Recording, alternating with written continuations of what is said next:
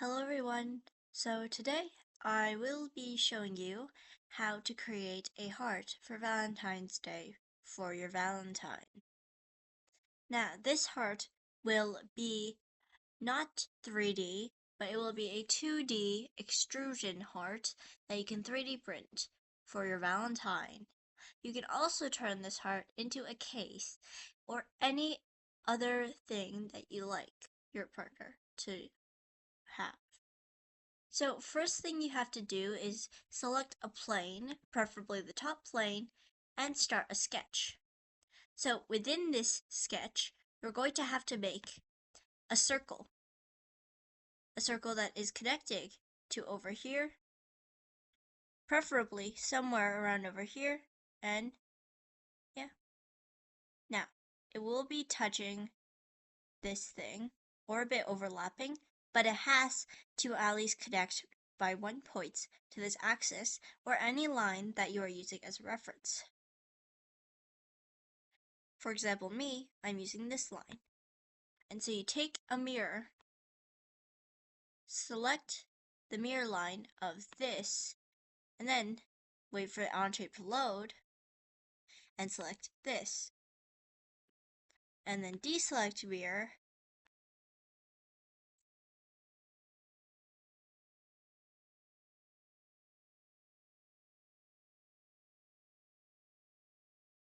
and then select line.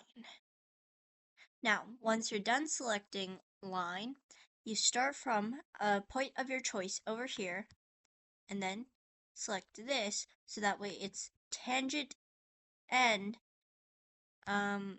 coincident. Now, if you don't know how to do this, you can do it manually and make sure that it's the same thing on both sides. Now you have your heart. When you're done this, you can make many different kinds of hearts, but the basic way to do it is just to extrude. So you start by extrude this, this, and this, and there you have it, a heart for your Valentine. Now, if you're like me and you want to make something much more complex and complicated, you can make something more like this. So you first have to make 2 smaller circles than the original larger circle, and then connect them in some sort of a way. Make sure, unlike this, it has to touch at least the midline. So you deselect, if you made this mistake earlier, delete, and delete. Now, once you're done all that, you have to connect this to at least the vertical line. So I'm going to select this, use the coincident tool, and connect it to this.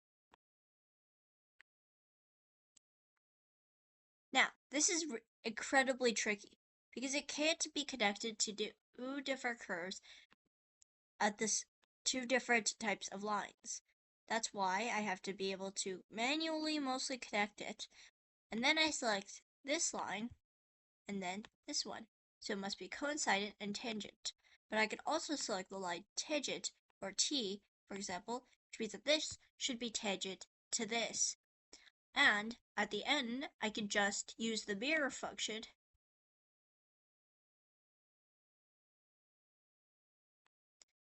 select this as the mirror line, and select this to be mirrored. Once you are done that, you need to be able to measure the distance. So basically you go from dimension here, this circle, which measures the diameter of this circle, to here, which measures the distance. You double click, copy, enter, and if you want, you can delete it or leave it. Personally, I prefer to delete it. And then you take this, select construction, select line. You don't have to select construction, but it's a pain, to say the least, for you to have to manually select every single part. So it's great to keep a good amount of habits. Now, over here, you have to select this line over here, and you have to select this, in which this pops up, And so you select this should be tangent to this. And then you can use your mirror function. Select the mirror line and select the entity to be mirrored. Now, over here comes a much easier step with this complex little shape. Now, first thing you're going to have to do is to make the lid. So to make the lid, you have to select 1, 2, 3, 4, 5, 6, 7, 8, 9, 10, 11, 12 pieces. This is going to make the lid. And if I want to make this lid 1 centimeter long, 1 centimeter tall, then this has to be the top part. But if you think this is all, or you want to make it smaller, you can always edit this. And personally, I like to make it 0.5. And then you have to actually show this sketch and make it all the way to the bottom to be able to actually see it. Now, for the second type, you have to create another extrusion where you have to select all of the interior shapes, such as these. Click Add, and you're done. Now, instead of 2.5 centimeters, you're going to want to make this approximately 1 centimeter, which means it's just over this thing. As you can see here, you have successfully made a lid. But personally, I like to make it a bit shorter. So instead of 1 centimeter, this is going to be 1.75.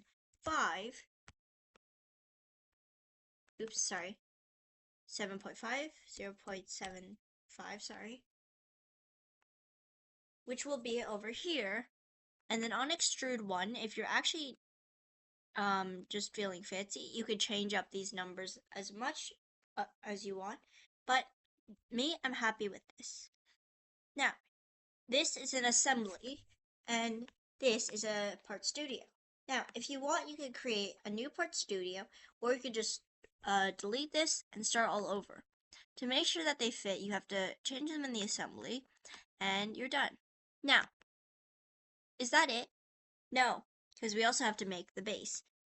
So basically, what you just do is you copy, you sketch, you create a sketch on the top plane, you go to the top, and you Control V.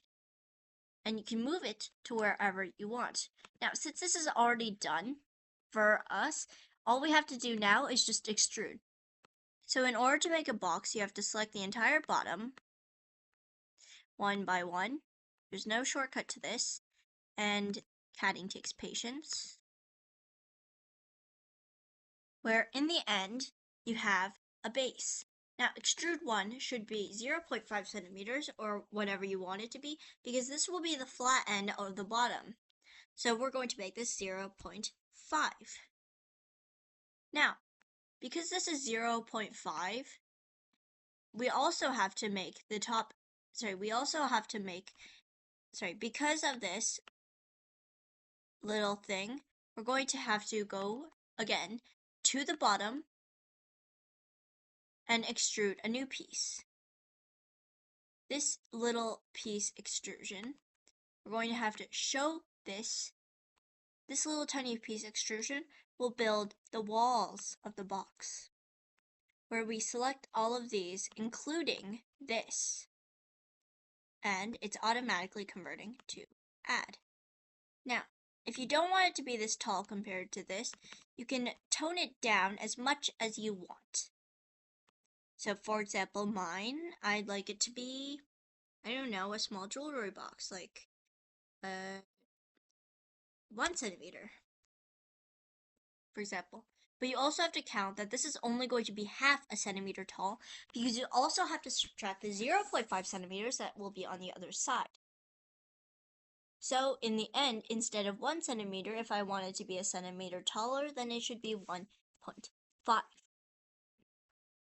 You could fit it all into an assembly, but it would be much harder to fit into an assembly than to fit in real life.